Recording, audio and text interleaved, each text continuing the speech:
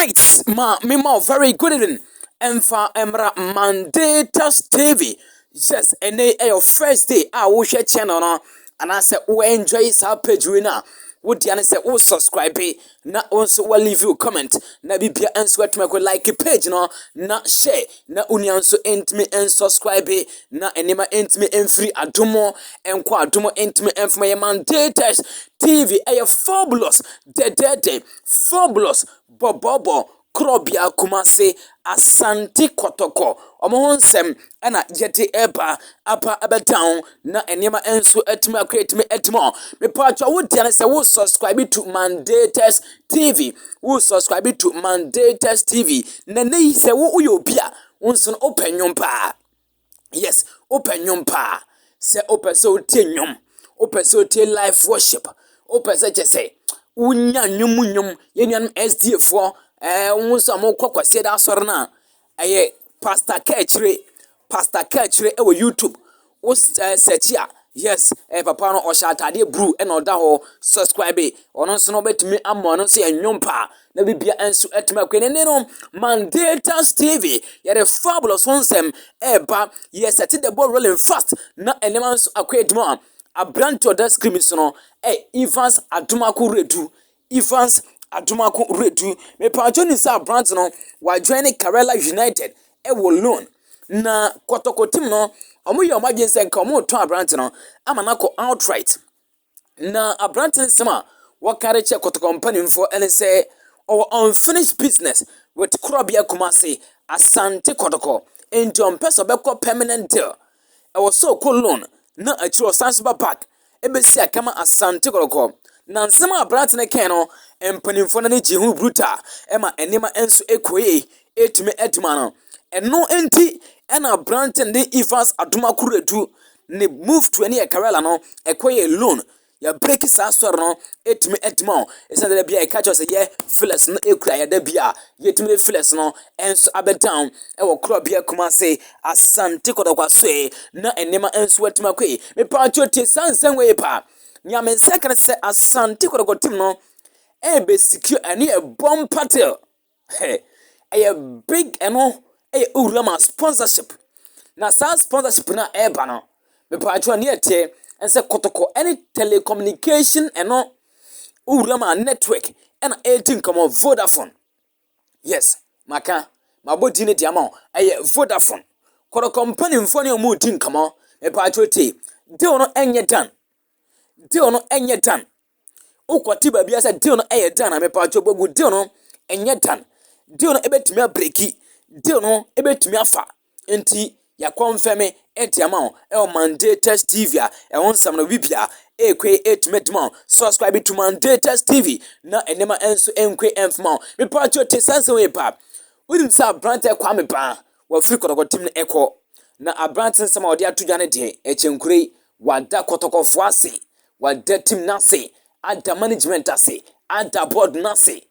masa akwa no wabo adwuma na ne yete ne se linsimo okan akra na enwane se osi Kotoko de odwene ho awonte ase na team a me firi makọ na matimi announce se me firi team makọ na still na supporters twa me momo jese Kotoko supporters na maniska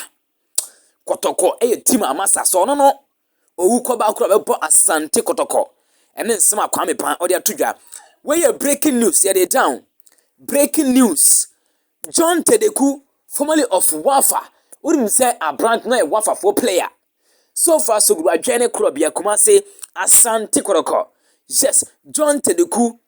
Picture na ocean John Tedeku. One nana amponsa abromusin sign contract no etimi ewie na enemanso ekweno John Tedeku ebesi akan ama Krobia Kumase Asante Kotoko 2 years. 2 years plus option of another year. Ya break it me etma. Kotoko etmi na so sign na enema create me duma. Mandatus TV latest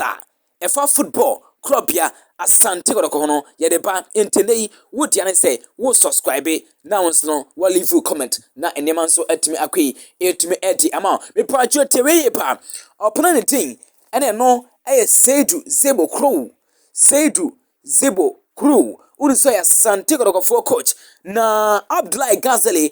assistant coach. Me panchoni amensaka as management consider somebody second assistant coach and submit me aba management consider somebody second assistant coach and submit me aba amana be boadwuma ama krobia kuma say Asante Kotoko na ni amensaka na say second assistant coach no ba e was say English no e was soro ne English speaking skills no e was soro na enema enso ekwe etimi eti ama no me pacho ne etie ense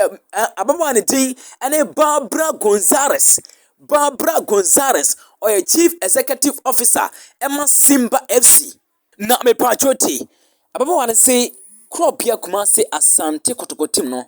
wote omonka ache wote team ne nka no na oya kwala pa na enei unse abawa ne sia no ofe na wanya 32 years afei na wanya 32 years wose ote Asante Kotoko team ne nka no sa sisi ye na niji na wawa se wone krobia kuma se Asante Kotoko ebebo ayonkofa akansie Barbara Gonzalez chief executive officer ematman Simba FC uni se Simba FC Kotoko ne mbebo friendly game no omunye team bia keke last season ekade enkomoko Champions League final enkomoko CAF Champions League final etmende eno El Ali ene etmende eno goals aggregate etmi ejo mo frima utumu se niema enso ekoye edima eno etmane din ene El Ali omutumi ekomanim nti Barbara Gonzalez na niache so ne krobia kuma se Asante Kotoko ebe bo friendly game ohun say a big game enso etmi edima ma bo mo ama mo performance no etmi improve enti eno ne nsema Barbara Gonzalez watimi edi atudwa me pacho te Mandatas TV and subscribe share leave you comment like page no madika kasa open nyum atia Pastor Ketchere yes Pastor Ketchere on YouTube o bosswa Pastor Ketchere bon so shatade bru subscribe na won so share na bibia enkoye peace na waje so area ma say shalom subscribe to Mandatas TV.